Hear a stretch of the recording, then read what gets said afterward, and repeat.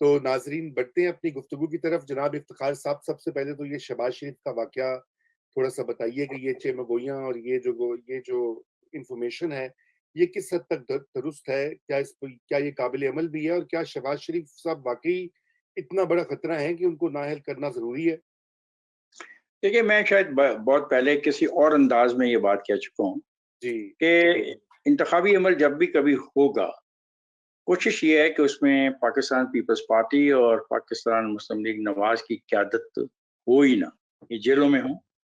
اور جب قیادت جیلوں میں ہوتی ہے تو پارٹی کی ٹکٹوں کی تقسیم کا ایشو ہوتا ہے، اس پہ بہت سارے مسائل پیدا ہو جاتے ہیں اور پارٹی کا ڈسپلن متاثر ہوتا ہے، پارٹی کی جو الیکشن کمپین ہوتی ہے وہ متاثر ہو جاتی ہے. تو یہ تین جو چیزیں ہیں یہ بہت نقصان پہنچاتی ہیں ایک پولیٹیکل پارٹی کو. تو اس وقت کی جو صورتحال ہے، تمام سیاسی اندازے جو مخصوص ادارے کرتے ہیں، ان کے پاس یہی جواب آ رہا ہے بار بار کہ پنجاب میں تو پاکستان مسلم لیگ نون کو ہرانا یا ان کو شکست دینا بہت مشکل ہے. بہت مشکل کا مطلب استعمال کر رہا ہوں، ناممکن کا نہیں.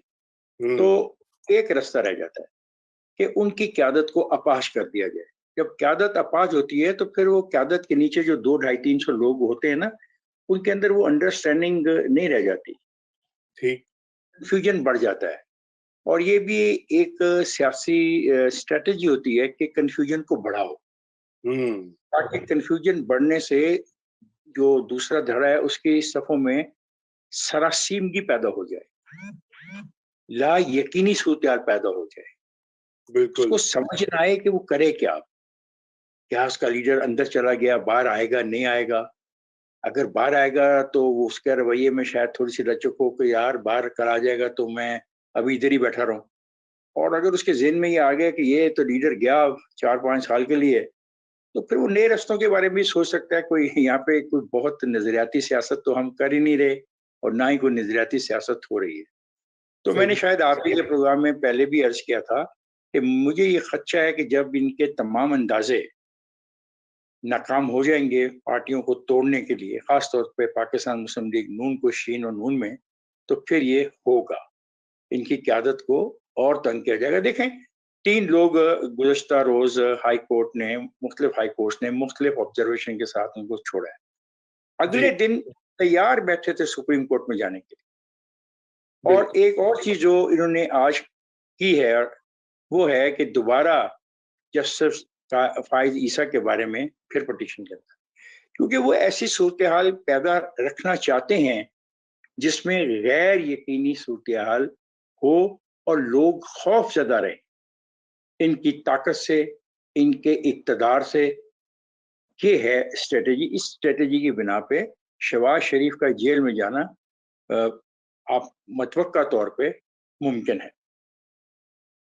ٹھیک، آپ نے تو یہ بات ویسے پہلے بھی کہی تھی کہ بہت سارے ارادے ہیں صفائی کے، سپیڈی ٹرائلز کر کے، خصوصی عدالتیں بنا کر، اور اس طرح سے جو ہے میدان کو کلیئر کرنا یا اپنی مرضی سے ٹھیک کرنا. تو یہ ان کا تھا شہباز نصرت جاوید کا کالم جس میں انہوں نے کہا کہ کھایا پیا کچھ نہیں اور گلاس توڑا بالا آنے بقول محاورہ. تو سولنگی صاحب، آپ نے یہ سنی افتخار صاحب کا جو استدلال ہے، اور ساتھ میں آپ نے نصرت جاوید صاحب کی جو تنبیہ ہے یقیناً اس کو بھی دیکھا ہوگا. آپ کیا سمجھتے ہیں کہ یہ ممکن، کیا یہ ارادہ تو ہو سکتا ہے، کیا یہ عملاً ممکن ہے اس کے اوپر اس کو عملی جامہ پہنانا؟ آپ کی آواز، آپ انمیوٹ کر دیجیے ذرا پلیز اپنے آپ کو. افتخار صاحب بجا فرماتے ہیں کہ جب جو مرکزی قیادت ہے، جو ٹاپ کی قیادت ہے، اس کو اگر مشکل میں ڈال دیں تو نیچے جو قیادت ہے وہ خاصی پریشانی میں مبتلا ہو جاتی ہے، اور جو روزمرہ کے جو کام ہیں ان کو سر انجام دینے میں کافی دشواری ہوتی ہے. یہ اس حد تک تو درست ہے، لیکن یہ جو نام نہاد جو صفائی ہے पाकिस्तान की सियासत में। ये कोई नई बात तो नहीं है, मतलब इफ्तिखार साहब तो देखते आ रहे हैं 50 के अशरे से। अभी प्रोग्राम शुरू होने से पहले मैं आपको बता रहा था कि किस तरीके से सिंध के जो उस जमाने में प्रीमियर कहलाते थे वजीर आला की बजाय, अयूब खुड़ो को किस तरह से हटाया गया, पूरा जो 50 का दौर था।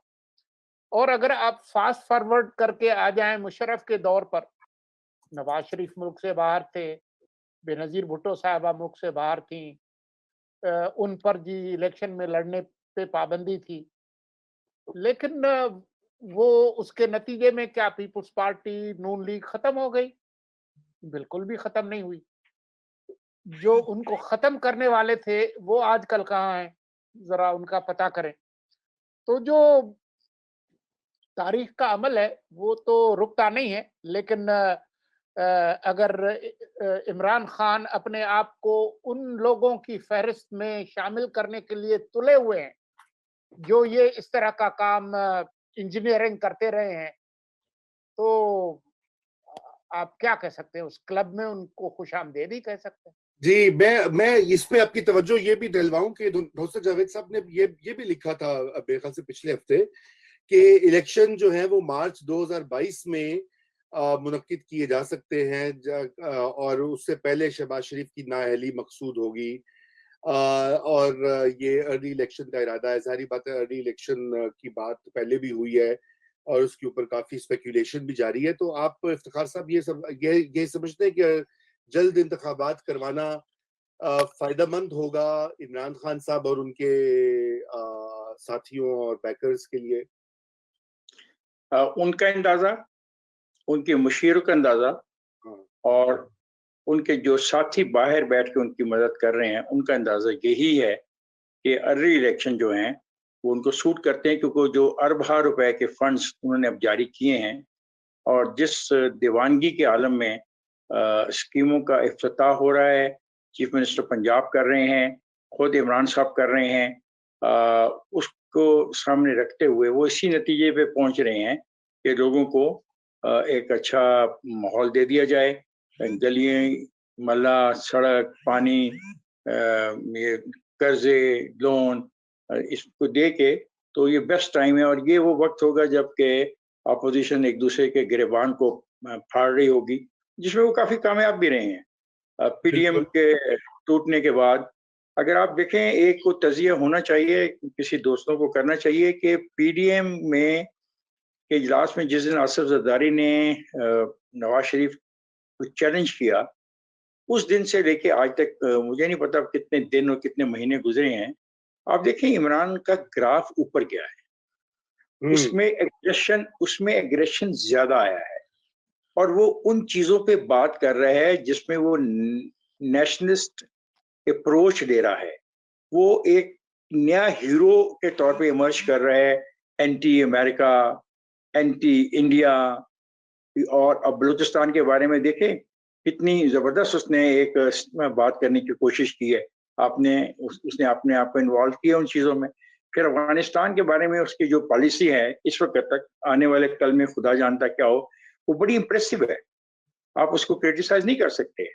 और अगर ये हो, इसके साथ पैसा हो, इसके साथ नौकरियां लोगों को मिल रही हों, इसके साथ लोगों को कर्जे मिल रहे हों, नौजवानों को कर्जे मिल रहे हों, एहसास प्रोग्राम के पैसे मिल रहे हों और लोगों को इस बात का भी इम्कान हो कि उनका घर बन जाएगा, उनके कुर्रा अंदाजी में बैलेट में उनका नाम आ जाएगा, तो ये सारी बातें आप समझ। और जैसा मैंने पिछली दफा भी कहा, मुझे शक है कि लोकल बॉडीज के इलेक्शन शायद हों, मुझे शक है।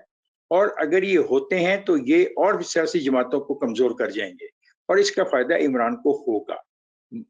ये लगा बात है कि इमरान अगर कोई बहुत बड़ा ब्लंडर ना कर दे और कोई ऐसी और बड़ी बात ना कर जाए जिससे ये तमाम बातें जो मैंने उसको मुस्बत तौर पे उसको नंबर दिए हैं इनको वो मनफी कर जाए। और उसके में वो माहिर तो है, ऐसा वो काम कर भी सकता है, किसी वक्त भी वो कर सकता है, लेकिन अब तक की सूरत हाल ये है कि वो अर्ली इलेक्शन के लिए वो तैयारी कर चुका है और उसकी तैयारी पिछले कई महीनों से जारी थी।